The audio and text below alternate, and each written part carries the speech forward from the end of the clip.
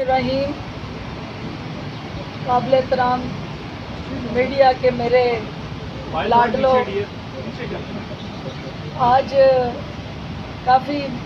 अरसे बाद आपका और हमारा मुलाकात हो रहा है, क्योंकि इलेक्शन की मसरूफियत की वजह से इस्लामाबाद में हमारी उतनी प्रेजेंस नहीं रही, बल्कि हुई नहीं है। आज इलेक्शन कमीशन की तरफ से हमें एक नोटिस मिला था कि वो इलेक्शन कमीशन में आके हम पेश हों और अपनी जो है वो जो एलिगेशंस थी उनका जवाब दें। आज मैं और मेरे वकला इलेक्शन कमीशन के सामने हाज़िर हुए हैं। कोर्ट नंबर 1 में हमारी हेयरिंग हुई है और उस हेयरिंग में जो इलेक्शन कमीशन का एक हमारे नोटिस के साथ जुड़े जो कंटेंट थे उसमें सवाल जवाब हुआ है। जो इलेक्शन कमीशन के नोटिस में लिखा हुआ था कि ऑन द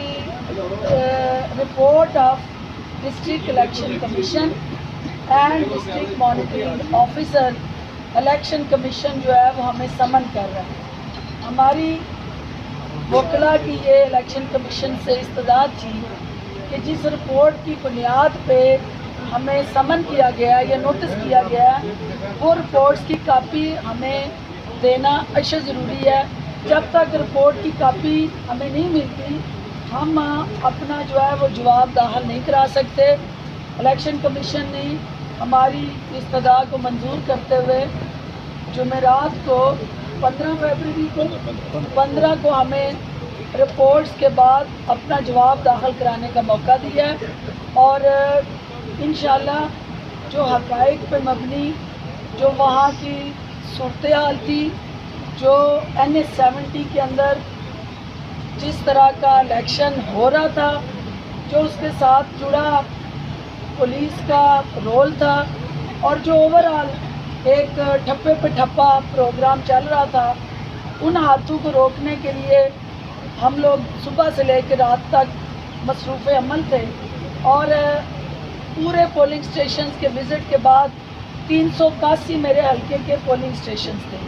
और उन 381 में जहाँ जहाँ मैक्सिमम हम जा सकते थे कि वहाँ एक ही तरह की सूरत हाल थी। और मैंने खुद इलेक्शन कमीशन साहब के मुतल्लिका कोर्ट में ये अर्ज़ किया है कि हमारा इलेक्शन का पूरे प्रोसेस के अंदर एक एक पुलिस ऑफिसर हज़ारों वोटर को कंट्रोल करने के लिए नाकाफी था और वो अपनी जान बचा के उन गुंडों और बदमाशों के सामने कानून की वर्दी पहन के कानून का तहफ़्फ़ुज़ करने की बजाय वो खुद यरगमाल था और वो एक साइड पे खामोश तमाशाई का किरदार अदा कर रहा था। और हमें कानून और आइन की पासदारी करना हमारे हर सिटीज़न का फ़र्ज़ है और हम किसी सूरत भी ना कानून को हाथ में लेना चाहते हैं, ना लिया है और ना लेंगे। लेकिन जब कानून के मुहाफ़िज़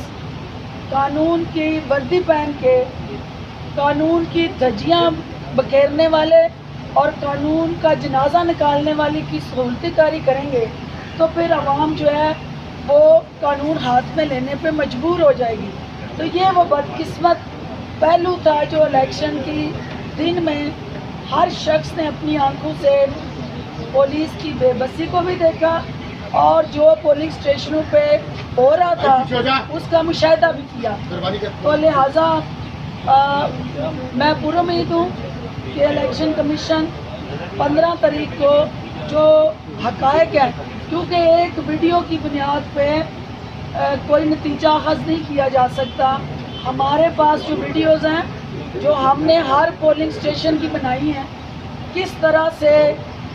वो उन पोलिंग स्टेशंस पे वन साइडेड ट्रैफिक चल रही थी, किस तरह से पुलिस का खामोश तमाशाई का किरदार था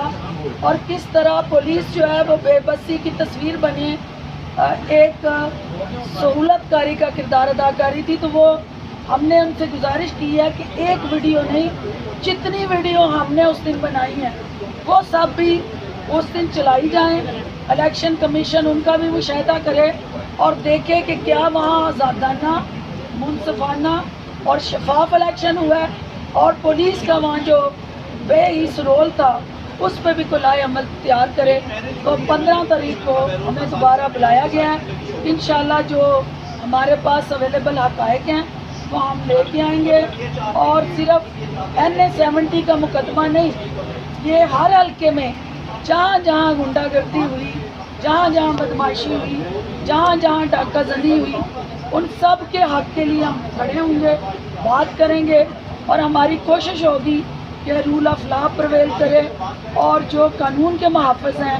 وہ قانون کی پاسداری کو یقینی بنائیں. آپ سب کا بہت شکریہ. فردوس احمد کمان صاحب یہ بتائیے گا